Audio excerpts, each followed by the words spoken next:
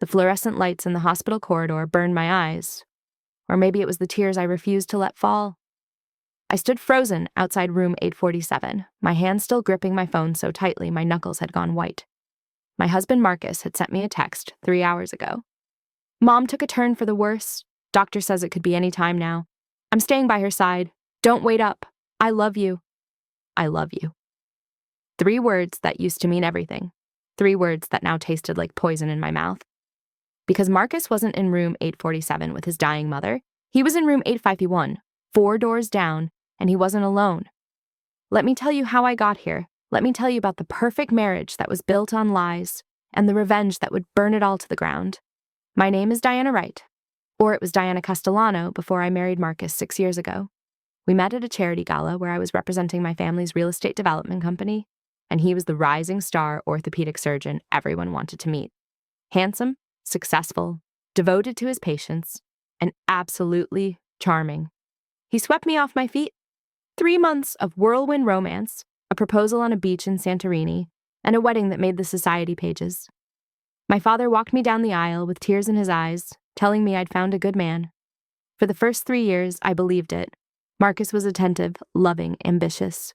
We bought a beautiful brownstone in the historic district. I managed the family business while he climbed the ranks at Memorial Grace Hospital. We talked about starting a family soon. Life was perfect. Too perfect. The cracks started showing last year. Late nights at the hospital became more frequent. Emergency surgeries that somehow never appeared on his public schedule.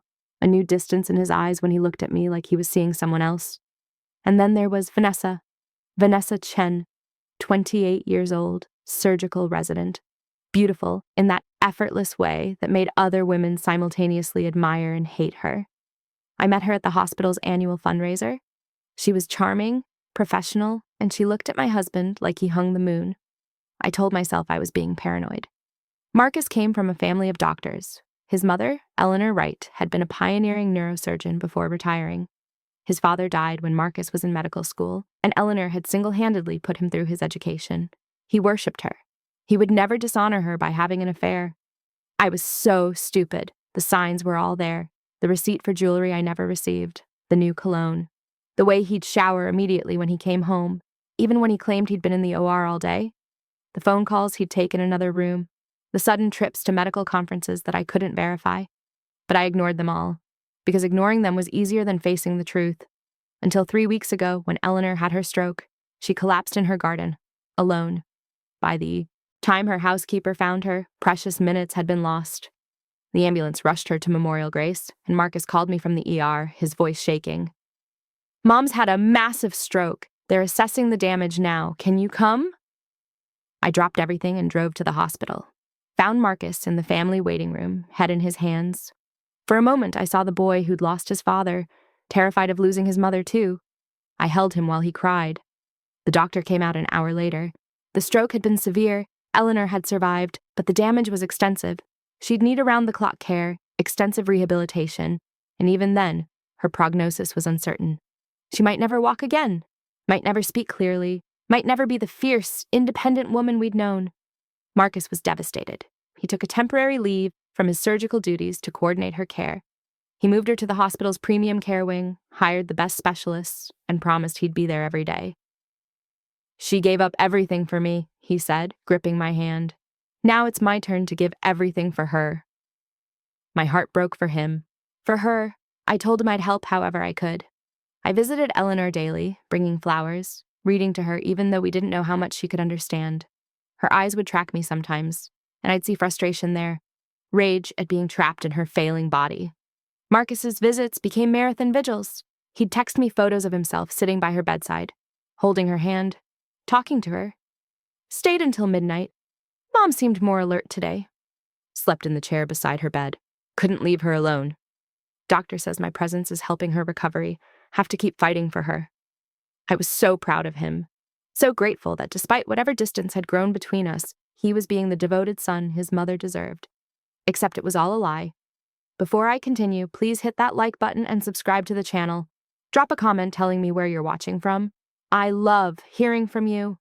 And if the story resonates with you, share it with someone who needs to hear it. The truth started unraveling 2 nights ago. I was home alone, working late on a contract for a new property development. Around 10 p.m., my phone rang. Unknown number. I almost didn't answer, but something made me pick up. "Is this Diana Wright?" A woman's voice, older, hesitant. "Yes, who's calling?" "My name is Ruth. I'm the night shift supervisor on the premium care wing at Memorial Grace.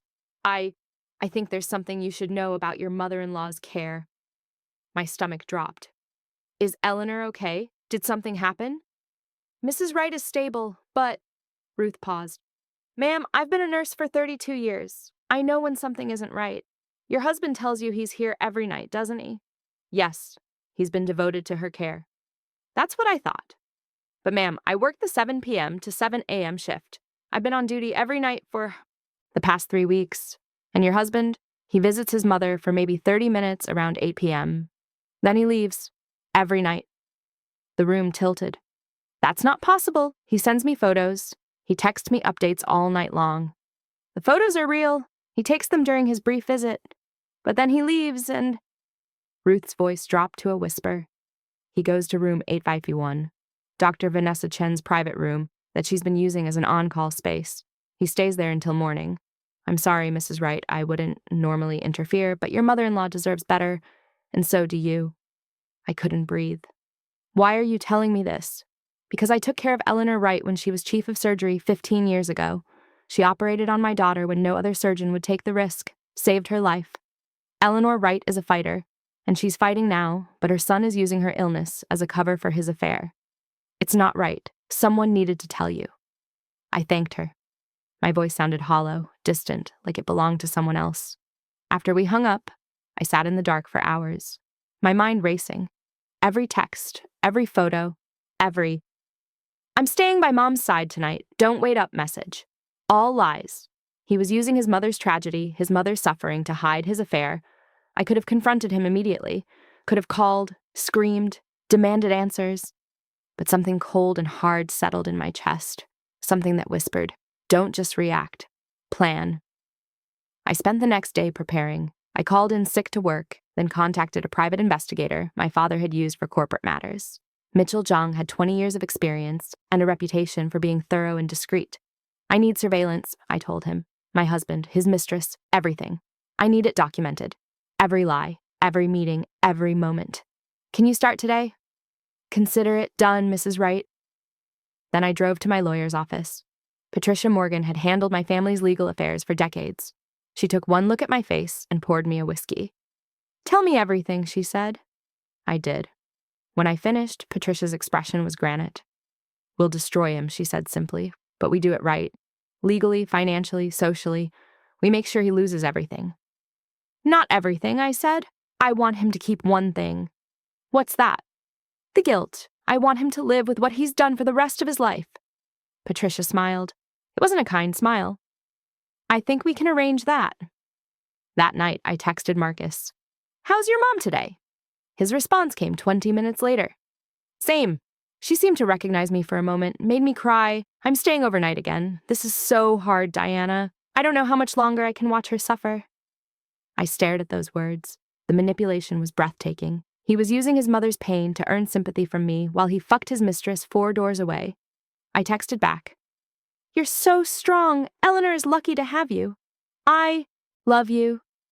I wanted him to feel safe, to think his lies were working, because the higher his confidence, the harder he'd fall. Mitchell's first report came the next morning. Photos of Marcus entering room 851 at 8:47 p.m., leaving briefly at 9:15 p.m. to visit Eleanor, taking selfies by her bedside, returning to 8:51 at 9:52 p.m., lights going off in that room at 10:30 p.m., lights coming on at 6:15 a.m., Marcus leaving at 6:45 a.m., disheveled, heading to the doctor's locker room to shower. "There's more," Mitchell said over the phone. I pulled the hospital's parking records. Dr. Chen's car has been in the staff lot overnight 42 times in the past 3 months. Every single time coincides with your husband's supposed overnight vigils. 42 times. 42 nights he'd looked me in the eye and lied. "Keep digging," I said. "I want everything." Over the next 2 days, Mitchell assembled a portfolio that would have made an FBI agent proud. Credit card receipts for dinners Marcus claimed were quick meals in the cafeteria, hotel bookings from before Eleanor's stroke, jewelry purchases I'd never received, Text messages Mitchell's tech specialist had recovered from Marcus's cloud backup. Messages he thought he'd deleted. Can't wait to have you all to myself again. This bedside vigil act is exhausting. Marcus to Vanessa. You're such a devoted son. It's actually kind of hot. Vanessa to Marcus. Sometimes I wish Mom would just go peacefully. Then we wouldn't have to sneak around anymore. Marcus to Vanessa. That last one made me want to vomit. He was wishing for his mother's death so he could be with his mistress more conveniently. Eleanor, who had sacrificed everything for him, who had worked double shifts to pay his medical school tuition, who had been so proud when he became a surgeon. He was wishing she would die. The cold fury in my chest became an inferno. Patricia, I called my lawyer. I want to visit Eleanor, but I need you to arrange something first. Today was the day I'd been planning for 72 hours, the day Marcus texted me. Mom took a turn for the worse. Doctor says it could be any time now. I'm staying by her side. Don't wait up. I love you. I knew exactly what turn for the worse meant. It meant Eleanor had another small stroke last night. The doctors had stabilized her, but her prognosis had dimmed. She needed her son. She needed family. And her son was with his whore. I drove to Memorial Grace Hospital at 8 p.m., timing my arrival perfectly. I parked in the visitor lot, not the family lot where Marcus might see my car. I took the service elevator to avoid the main lobby where I might be recognized, and I walked down the premium care wing corridor with a bouquet of Eleanor's favorite flowers in my hands. Room 847, Eleanor's room. Through the window, I could see her lying in bed, monitors beeping steadily, her face slack on one side from the stroke. A nurse was adjusting her IV. No Marcus. I walked past the room, 4 doors down. Room 851. The door was closed, but there was a gap at the bottom. Light spilled through, and I could hear voices, his laugh, her giggle. I stood there, my hand on my phone, recording. Because Mitchell was good, but I wanted my own evidence too. You're terrible, Vanessa's voice, breathy and amused. Your wife thinks you're having an emotional breakdown over your mother. Diana believes everything I tell her, Marcus replied. She's too trusting. It's actually kind of sad. And your mom, how long do you think she has? A pause, then. Dr. Henderson says maybe weeks, maybe months. She's a fighter. But honestly, at this point, I think it would be a mercy. She wouldn't want to live like this. So after she passes, we can be together openly. We'll wait a respectable amount of time. 6 months, maybe. Then I'll divorce Diana. We'll get married, and everything will be perfect. You, me, and all of Diana's family money that will be mine in the settlement. My hand tightened on the phone. There it was. The admission, the plan. He wasn't just having an affair. He was planning to use his mother's death and our divorce to build a new life with Vanessa, funded by my family's wealth. What about your mom's estate? Vanessa asked. Didn't you say she has that brownstone in Lincoln Park and the medical foundation? All coming to me. Diana never got along with Mom anyway, so there's no way she left anything to her. We're looking at probably $3 million conservatively, maybe more. They were discussing his inheritance while his mother lay dying 4 doors away. I couldn't listen anymore. I pushed open the door. The scene that greeted me was exactly what I'd expected, but somehow worse in reality. Marcus and Vanessa on the small hospital sofa, her head on his shoulder, his arm around her waist, both in comfortable clothes like they'd settled in for the night. A bottle of wine on the table, takeout containers from the expensive Italian place downtown. They jerked apart when they saw me. Marcus's face went white. Vanessa let out a small gasp. Diana, Marcus stammered, stumbling to his feet. What are you doing here? I held up my phone, making sure they could see the recording app was still running. Visiting my dying mother-in-law. You know, the one whose bedside you're supposedly at. This isn't... I can explain. Let me guess, I interrupted, my voice eerily calm. You were just keeping Dr. Chen company? Discussing treatment plans? No, wait. I looked at the wine bottle. Drowning your sorrows together over your mother's condition. Vanessa had the decency to look ashamed. Marcus just looked panicked. How long? I asked. How long have you been using your mother's illness to cover your affair? Diana, please, you're upset. You're not thinking clearly. I'm thinking very clearly, probably the clearest I've thought in years. Answer the question, Marcus. How long? He couldn't meet my eyes. 6 months. Try again. Mitchell Jong is very thorough. Hotel receipts go back 18 months. Marcus's jaw dropped. You hired a private investigator? Did you really think I'd just accept your lies forever? I'm not stupid, Marcus. I was trusting. There's a difference.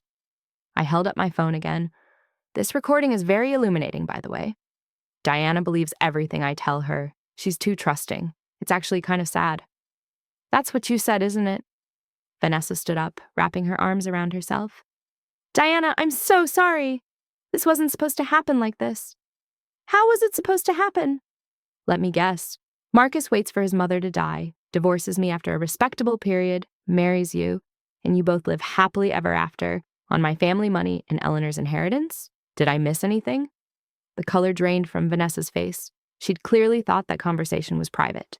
That's not, Marcus started. Stop lying!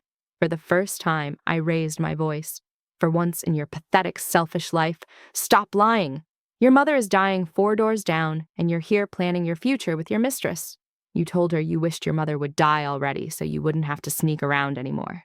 I never said that, Marcus said desperately. I swiped my phone screen and played the recording from Mitchell's surveillance. Marcus's voice came through crystal clear. Sometimes I wish Mom would just go peacefully. Then we wouldn't have to sneak around anymore. The silence that followed was deafening. That's out of context, Marcus tried weakly. Is it? Because it seems pretty clear to me. You want your mother dead. You're using her tragedy to hide your affair and manipulate me. And you're planning to steal my family's money in a divorce. I looked at Vanessa. Did he tell you I'd inherited a trust fund? That my father's company is worth $50 million? Is that why you're so eager to be the second Mrs. Wright? I love him, Vanessa said, but her voice shook. You love the idea of him. The successful surgeon, the devoted son. But that's not who he is. He's a liar and a coward who's using his mother's suffering for his own benefit. And when you're no longer useful, he'll do the same to you. I turned back to Marcus. I want you to know something. Eleanor's care, I've been paying for it. Not you. Me. The premium wing, the specialists, the around-the-clock nursing, my family's money. Because you know what Eleanor did 6 months ago, right before you started this affair? She called me to her house for lunch, just the 2 of us, and she gave me something. I pulled an envelope from my purse and held it up. Marcus's eyes fixed on it like a snake watching prey. She gave me a copy of her updated will. Do you want to know what it says? Marcus couldn't speak. His whole body had gone rigid. It says that because of your concerning recent behavior and emotional distance, she's leaving everything to me. The brownstone, the foundation, all of it. She said I was more of a daughter to her than you'd been a son lately. She knew, Marcus. She knew something was wrong with you. She just didn't know what. That was partially true. Eleanor had updated her will, though she'd left most of her estate to medical charities. But she had left me the brownstone, and a substantial amount, specifically noting Marcus's concerning priorities. It had puzzled me at the time. Now I understood she'd sensed what I'd been too blind to see. You're lying, Marcus whispered. Am I? We can visit Patricia Morgan tomorrow and review the document together if you'd like. Oh, wait, you can't. You'll be too busy explaining to the hospital board why you've been using hospital resources for personal trysts during a family medical crisis. Vanessa gasped. You wouldn't! Watch me. I looked at Marcus. Memorial Grace has very strict policies about doctor-resident relationships, especially when there's a power imbalance. Marcus is an attending physician. You're a resident under his supervision. That's grounds for termination, for both of you. Diana, please, Marcus stepped toward me. Don't do this. We can work this out. I made a mistake, but we can fix this. A mistake? You've been lying to me for 18 months. You've been using your dying mother as an alibi. You've been planning to divorce me and steal my money. Those aren't mistakes, Marcus. Those are choices. And now you get to live with the consequences. I walked to the door, then paused. Oh, and one more thing. Eleanor's nurse, Ruth, the one who called me, she's been documenting everything. Every night you claimed to be at your mother's bedside while you were actually here. Every time Eleanor called for her son and he wasn't there. Every moment of neglect. That's all going to the medical board, too. You can't do this to me, Marcus said, and finally I heard something real in his voice. Fear. I can, and I will. You used your mother's suffering to hide your affair. Now I'm going to use the truth to destroy everything you've built on lies. I looked at Vanessa one last time. You might want to call a lawyer. I hear the hospital's legal team is very thorough in these matters. Then I walked out, closing the door on Marcus's desperate protests. I walked 4 doors down to room 847, Eleanor's room. The nurse from earlier was gone. I slipped inside quietly and approached the bed. Eleanor's eyes were closed, her breathing steady but labored. I pulled a chair close and took her hand, careful not to disturb the IV. "Hi, Eleanor," I said softly. "It's Diana. I don't know if you can hear me, but I need to tell you something." Her fingers twitched slightly in mine. Maybe coincidence, maybe not. "I know about Marcus. I know what he's been doing, and I want you to know that you didn't fail him. You gave him everything a mother could give. He failed you. He failed himself." A tear rolled down Eleanor's face. Just one, from her good eye. "I'm going to make sure you get the care you deserve. Real care, not just him showing up for photo opportunities. And I'm going to make sure he faces what he's done. Not for revenge, though I won't lie, I want that too. But because he needs to understand that actions have consequences, that you can't build a life on lies and betrayals without eventually paying the price." I sat with her for an hour, just holding her hand. At one point, her eyes fluttered open. They were cloudy, unfocused, but I swear she saw me, and I swear she squeezed my hand. "I've got you," I whispered. "And I've got this. Rest now." When I left the hospital that night, Marcus was gone. So was Vanessa. I'd expected that. What I hadn't expected was the text message from Marcus at midnight. "Please, Diana, can we talk? I'll do anything. Just don't destroy my career. I'm begging you." I didn't respond. Because this wasn't about his career. This was about justice, and justice was only beginning. If this story's making your blood boil like mine was, make sure you're subscribed and hit that notification bell so you don't miss what happens next. Trust me, the revenge gets so much better. Your support means everything to this channel. The next morning, I had breakfast with Patricia in her office. She'd pulled an all-nighter preparing documents, and the smile on her face told me everything I needed to know. "I filed the divorce petition at 6 a.m. when the courthouse opened," she said, sliding a folder across the desk. "Grounds: adultery, fraud, and emotional abuse. I'm requesting full division of marital assets, citing his affair and misuse of joint funds to support his mistress. The brownstone is yours. It was a gift from your father, premarital property. Same with your trust fund. And the hospital. I've sent a formal complaint to the Chief of Medical Staff, Dr. Raymond Kepler, along with your recordings, Mitchell's surveillance photos, and Ruth's written statement documenting Marcus's neglect of his mother while claiming to be providing family care. I've also sent copies to the Medical Ethics Board. How fast will they move? With this kind of evidence? Fast. Marcus is a liability now. The hospital won't want the publicity of an attending physician using a dying patient, his own mother, as a cover for an affair with a subordinate resident. They'll either force his resignation or terminate him within the week. I felt a surge of satisfaction. And Vanessa? Her residency contract has a morality clause, especially regarding relationships with senior physicians. She'll be dismissed. Between us, I heard through the grapevine that this isn't her first relationship with an attending. She has a pattern. The hospital was looking for a reason to cut her loose. Good. I sipped my coffee. It was excellent. Everything tasted better when you were winning. There's one more thing, Patricia said, her smile turning dangerous. Eleanor's will. What about it?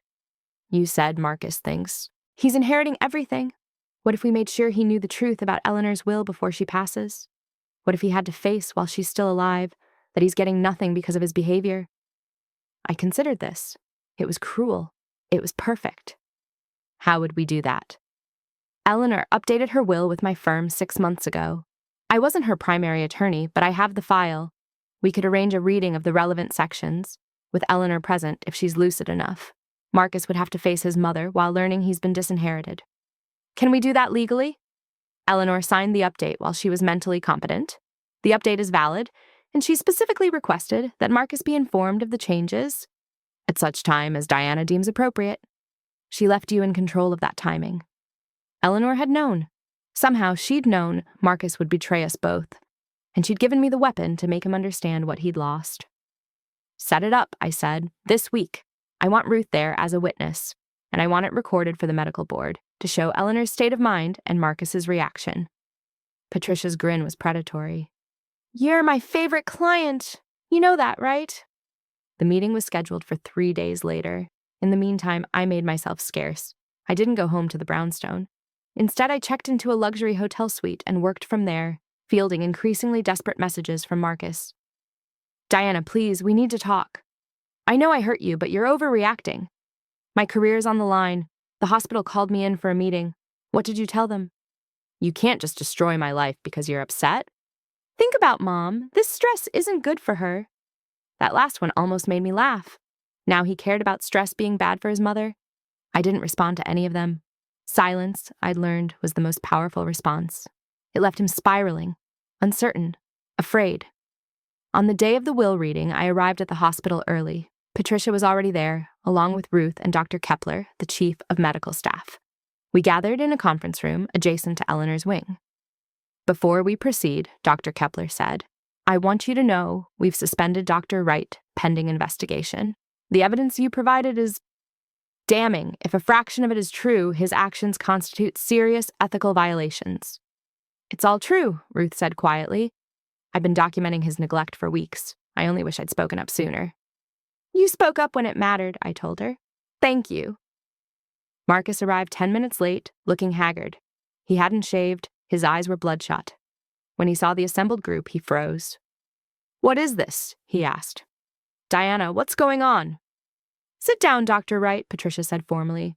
We have matters to discuss regarding your mother's estate. Mom's not dead, Marcus said, a wild edge to his voice. Why are we discussing her estate? Because she requested that certain information be shared with you at an appropriate time.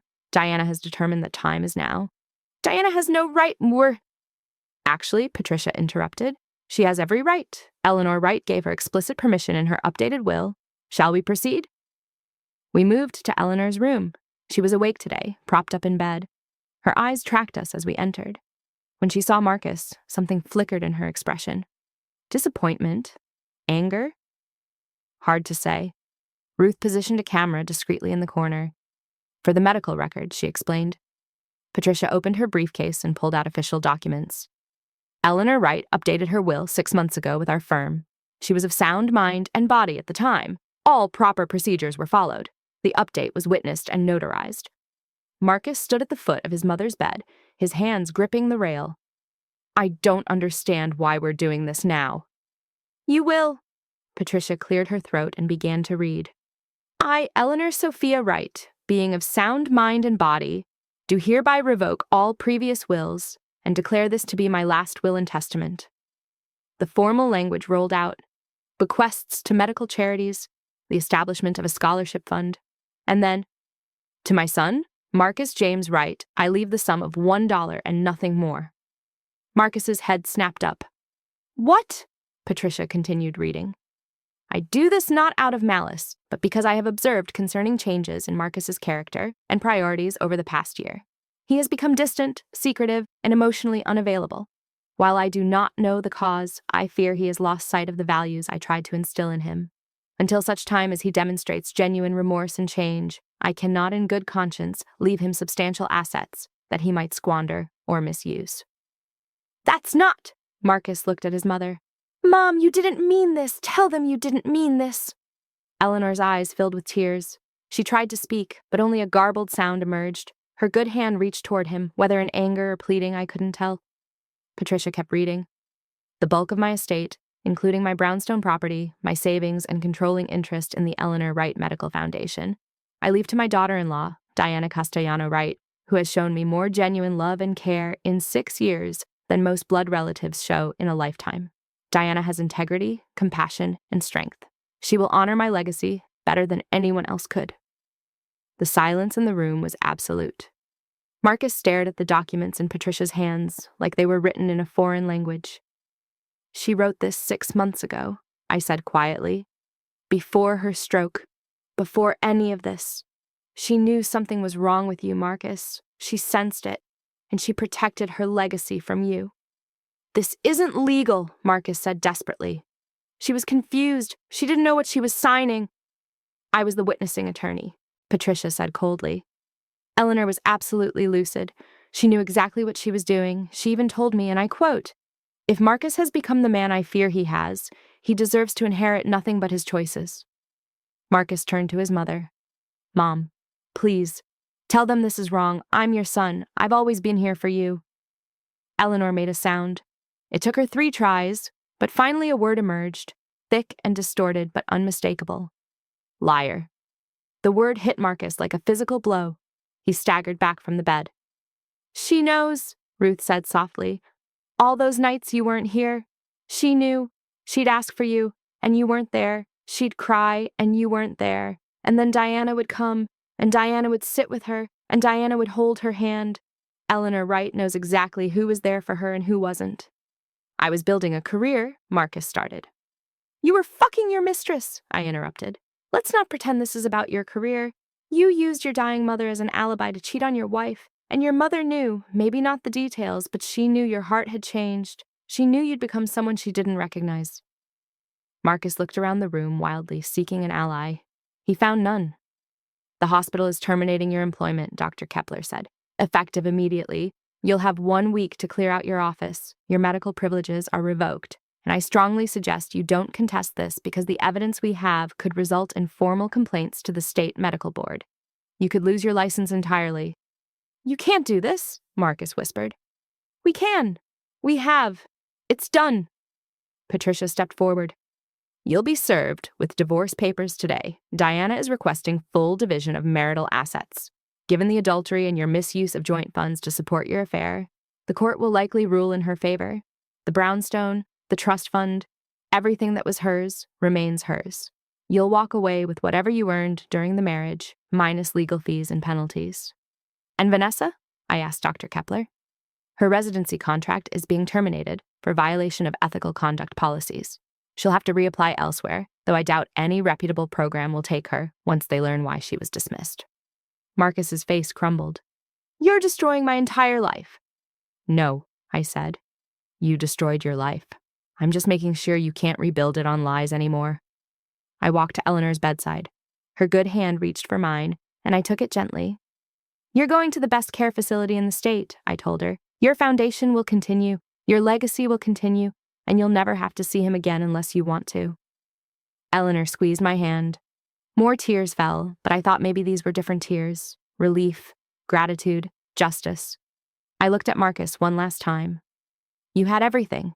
A career you loved, a wife who adored you, a mother who sacrificed everything for you, and you threw it all away for an affair. You don't get to play the victim now. You don't get to pretend this is unfair. You made your choices. Now live with them. We left him there, standing in his mother's room, surrounded by the wreckage of the life he'd destroyed. The divorce proceedings moved with surprising speed. Marcus contested nothing. He couldn't. The evidence was overwhelming. Patricia had built a case so airtight that his own lawyer advised him to accept the settlement or risk losing even more in court. He signed the papers 3 weeks after our confrontation at the hospital. The brownstone, my trust fund, my family company shares, all remained mine. He walked away with his personal bank account, which contained about $47,000, and his car, which was leased and would be repossessed in 6 months when he couldn't make payments. Vanessa left the state entirely. Last I heard, she was working at a clinic in some small town in Nevada, her dreams of being a prestigious surgeon crushed under the weight of her dismissal. But I wasn't finished, because Marcus needed to understand, truly understand, the depth of what he'd done. And for that, I had one final card to play. Eleanor had been moved to the Brighton Manor Care Facility, the finest long-term care center in the region. Over the following months, with intensive therapy and care, she made a remarkable recovery. Not full, she'd never be the woman she was before the stroke, but she could speak in short sentences, could move her right side with assistance, could understand everything happening around her. I visited her 3 times a week. We'd have tea in her suite, overlooking the facility's gardens. She'd tell me stories about Marcus as a boy, back when he'd been kind and ambitious and good. We'd mourn that boy together, the one who'd been lost somewhere along the way. 6 months after the divorce was finalized, I arranged for Marcus to visit. He'd been trying to see his mother for months, but the facility had instructions to turn him away unless I approved. Ruth, who'd come to work at Brighton Manor as Eleanor's primary nurse, had been the gatekeeper. Diana approved a visit, Ruth told him over the phone. Tomorrow at 2 p.m., 1 hour. If you upset her, security will remove you. Marcus arrived exactly on time. I watched from Eleanor's suite window as he got out of his car, a beat-up Honda, not the BMW he'd driven before. His clothes were off the rack, not the tailored suits he'd favored. He looked smaller somehow, diminished. He was led to Eleanor's suite. I was there, sitting in a chair by the window. Eleanor was in her favorite armchair, a blanket over her lap. She looked better than she had in months. Her eyes were clear, alert. Marcus stopped in the doorway. "Mom," he said, his voice breaking. "Sit," Eleanor said. One word but clear. He sat on the sofa across from her, his hands twisted together nervously. "I'm so sorry, Mom, for everything. I was selfish and stupid, and I hurt you, and I hurt Diana, and I—" "Stop," Eleanor interrupted. Another single word. Marcus fell silent. Eleanor looked at me. "Tell him." I'd known this moment was coming. Eleanor and I had discussed it. She wanted him to know the full truth, not just what he'd lost, but what he'd become. "Your mother had another small stroke 2 months ago," I said. Marcus's eyes widened in alarm. "She's recovered well, but during it she had what doctors call a moment of extreme clarity. And she talked. She told me things she'd never been able to say before." "What things?" Marcus whispered. "She told me she knew about your affair long before her first stroke. She saw you with Vanessa at a medical conference 8 months before. You didn't see her, but she saw you kissing in the hotel lobby, saw you checking into a room together." Marcus's face went white. "She told me she went home that night and cried because she'd raised you better than that. Cried because she knew you were throwing away a good marriage for temporary pleasure. Cried because she'd seen her husband do the same thing before he died, and she thought you'd learned from his mistakes." Eleanor's eyes were fixed on Marcus. "Disappointed," she said clearly. "She didn't confront you because she hoped you'd come to your senses," I continued. "She updated her will to protect me, but she still hoped you'd end it. Come clean, try to save your marriage. Instead, you got worse, more secretive, more lying, and then she had her stroke, and you used her suffering as a cover." "Mom, I'm so sorry," Marcus started. "Not finished," Eleanor said sharply. "Your mother wanted you to know something else," I said. "The night of her first stroke, before it happened, she'd called you 6 times. You didn't answer because you were with Vanessa at some restaurant. She called because she felt strange, dizzy, and she was scared. She called her son for help, and he didn't answer." The color drained entirely from Marcus's face. By the time her housekeeper found her, it had been 47 minutes since the stroke began. Doctor said that if she'd gotten to the hospital even 20 minutes earlier, the damage would have been significantly less. She might have made a full recovery. "No," Marcus whispered. "Yes," Eleanor said. "Your fault." "I didn't know," Marcus said desperately. "I didn't know you called," I would have answered. "You would have?" I asked coldly. "Because you didn't answer dozens of times before that. You sent me to voicemail constantly. You ignored everyone when you were with Vanessa because nothing mattered except your affair. So no, Marcus, you wouldn't have answered. You would have let it go to voicemail, just like you always did." Marcus buried his face in his hands. His shoulders shook. "Your mother wanted you to understand the real cost of your choices," I said. "Not just the career and the money and the marriage. The real cost. Your mother is disabled because you were too. Busy with your mistress to answer the phone.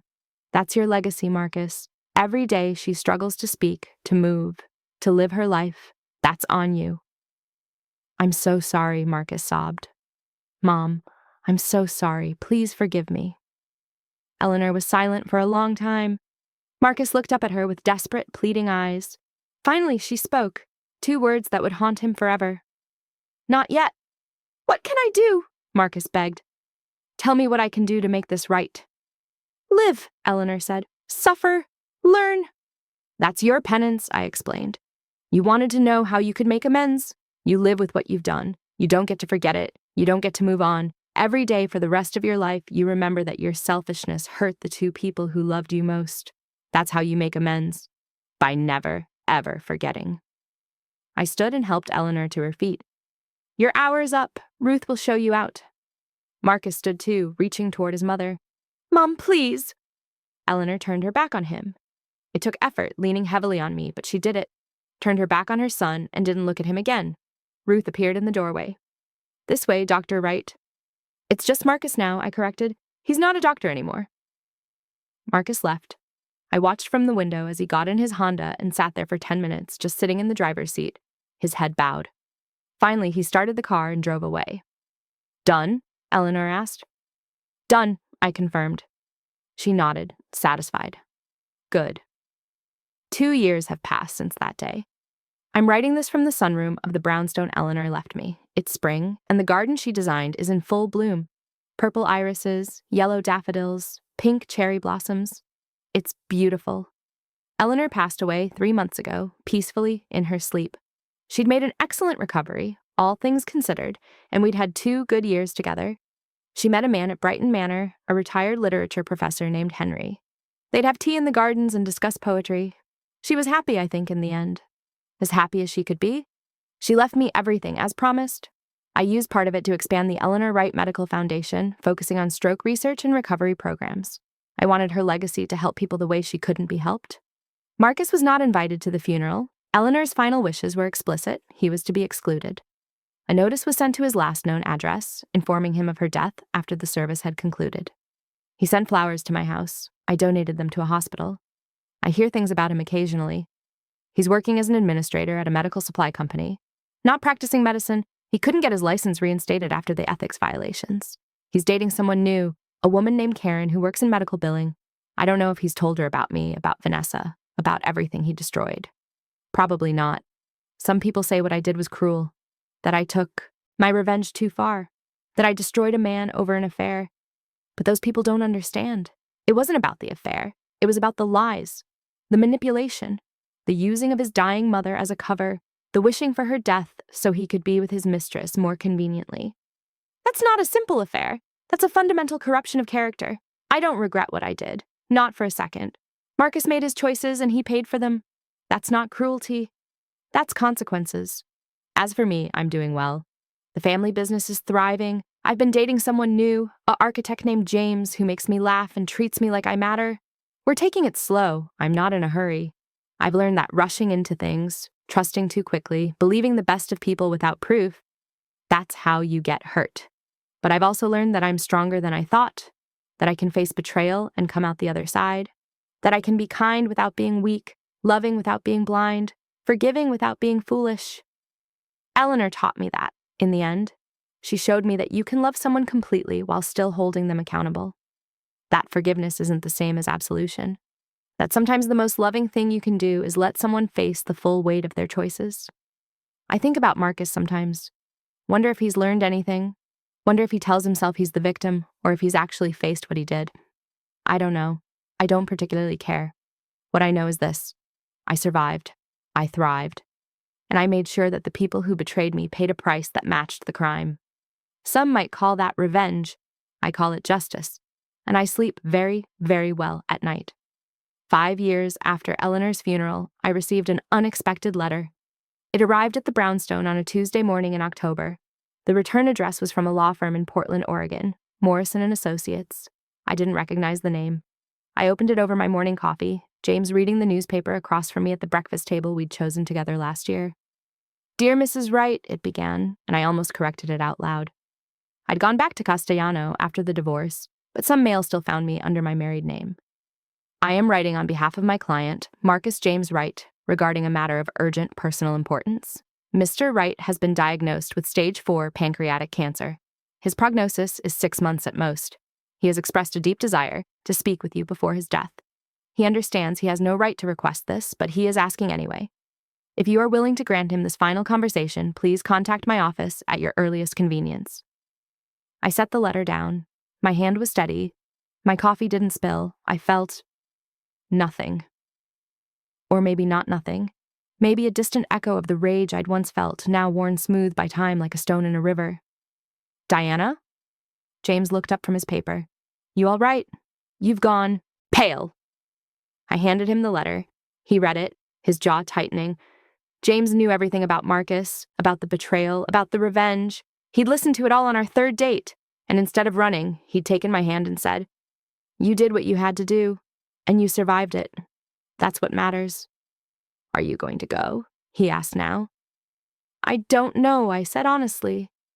Part of me thinks he deserves to die alone, wondering if I got the letter, wondering if I even care enough to respond. And the other part is curious what he could possibly have to say after all this time. James reached across the table and squeezed my hand.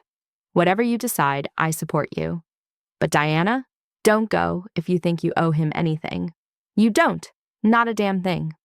I know. And I did. But the curiosity gnawed at me for 3 days before I finally called the lawyer. Marcus was living in Portland in a hospice facility called Riverside Care.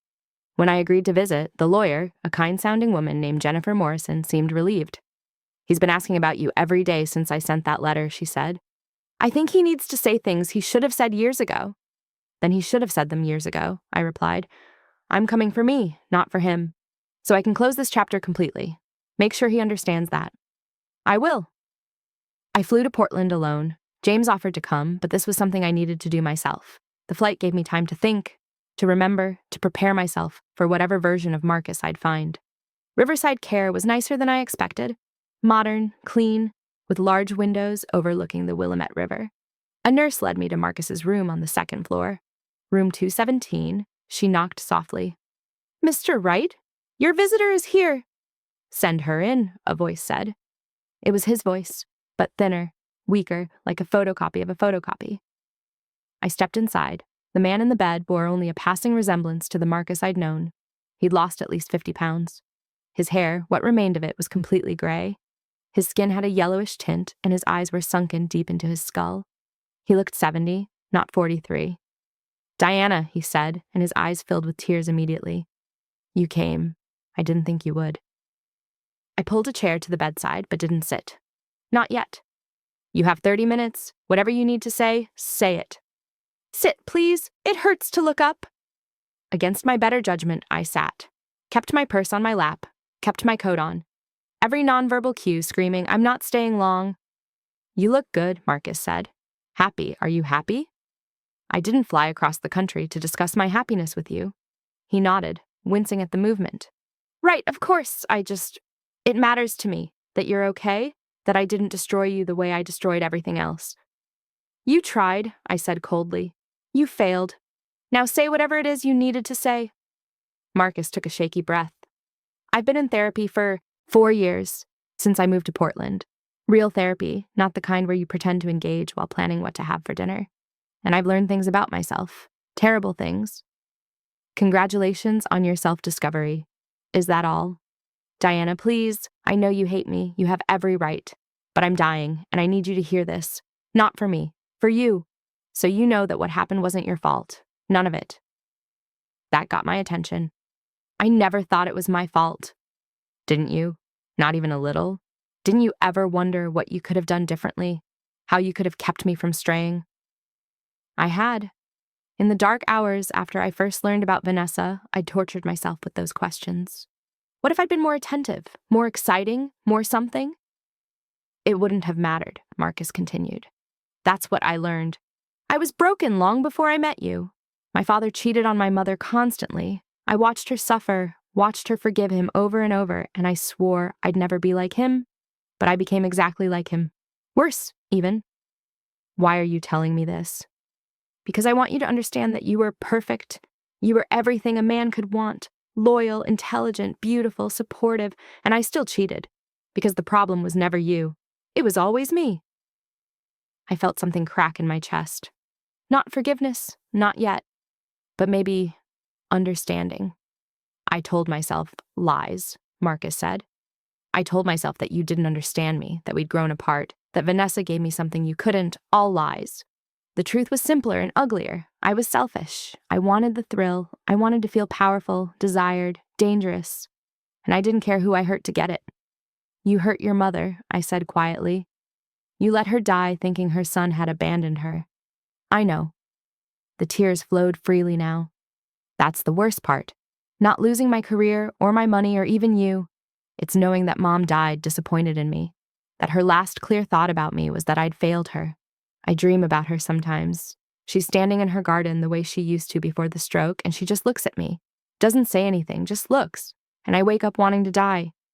"Well," I said, "you're getting your wish." It was cruel. I knew it was cruel, but I wasn't here to comfort him. Marcus actually laughed, a dry, bitter sound. "Yeah, I guess I am. Pancreatic cancer, one of the worst ways to go. Part of me thinks it's exactly what I deserve. I'm not going to disagree with you." We sat in silence. Outside, a bird sang. Somewhere down the hall, a television played a game show. Life continued, indifferent to our pain. "I need to tell you about the phone calls," Marcus said finally. "What phone calls?" "The night Mom had her stroke. She didn't call 6 times. She called 18 times. I saw every call, and I rejected every single one. I was at dinner with Vanessa, and Mom's name kept lighting up my phone, and Vanessa said, "Just turn it off. Whatever she wants can wait." So I did. I turned off my phone, and I ordered another bottle of wine, and I held Vanessa's hand while my mother was dying on her kitchen floor. My stomach turned. "Why are you telling me this?" "Because you need to know the whole truth. You told me I'd caused Mom's stroke by not answering. You were right. But it was so much worse than you knew. I didn't just not answer. I actively silenced her. I chose wine and sex over my mother's life." Jesus Christ, Marcus. I know, and I've lived with that knowledge every day for 5 years. Every single day, that's my penance. That's my hell. Knowing exactly what I did and being unable to take it back. I stood abruptly. "I need air." "Diana, wait. No, you don't get to do this. You don't get to unload your guilt on me and expect absolution. I didn't come here to forgive you." "I'm not asking for forgiveness," Marcus said desperately. "I know I don't deserve it. I just needed you to know that you were right about me. You were right about everything, and I'm sorry. I'm so fucking sorry for all of it." I walked to the window, looking out at the river. The water moved steadily, uncaring, eternal.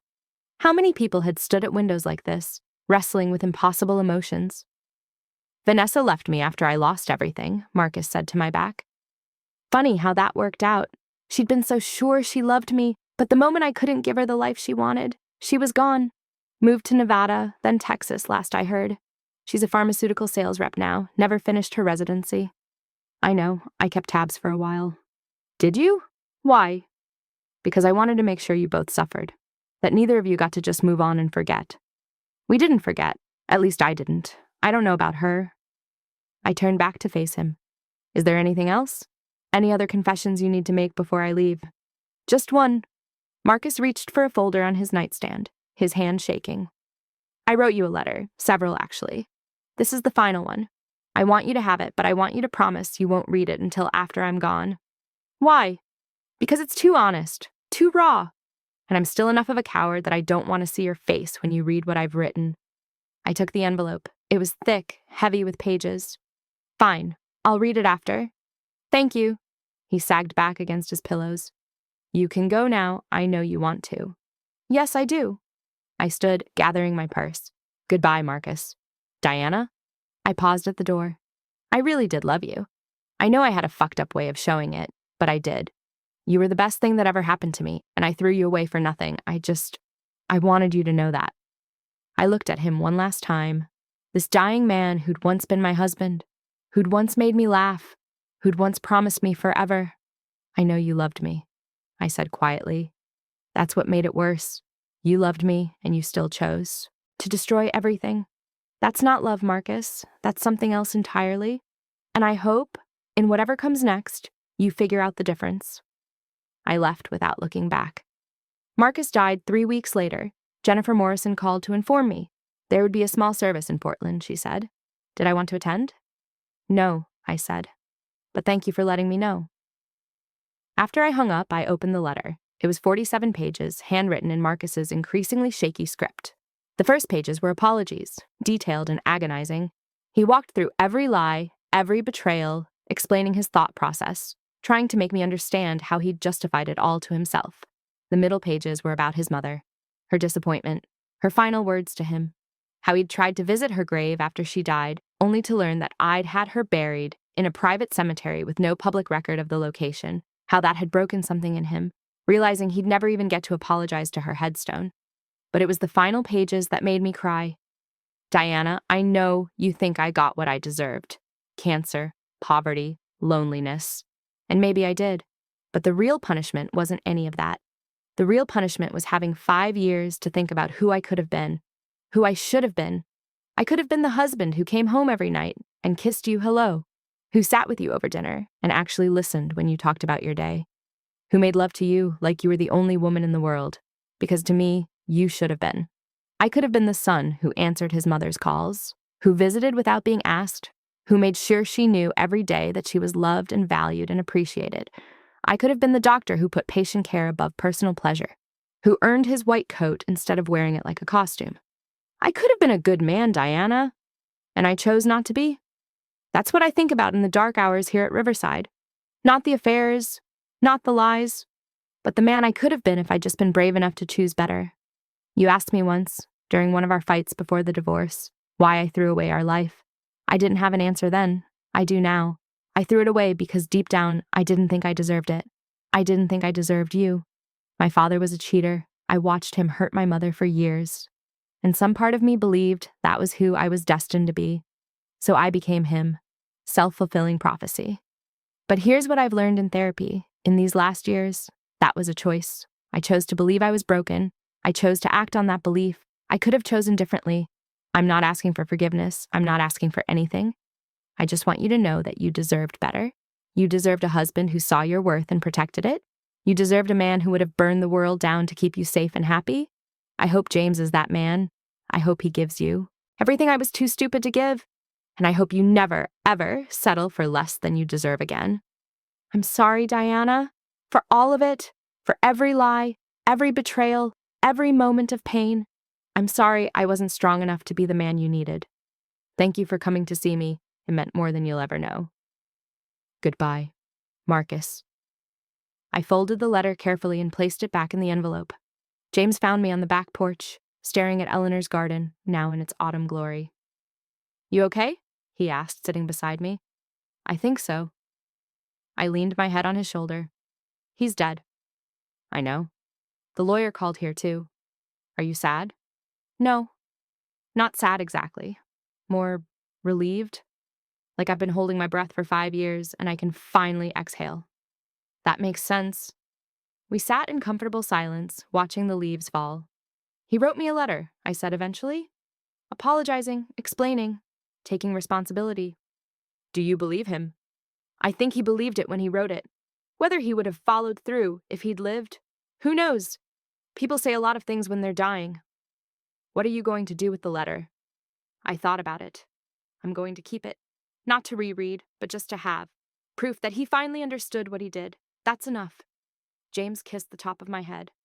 I love you, Diana Castellano, and I promise you every day for the rest of our lives that I will never make you doubt that love, that I will never use your trust as a weapon, that I will be the man you deserve.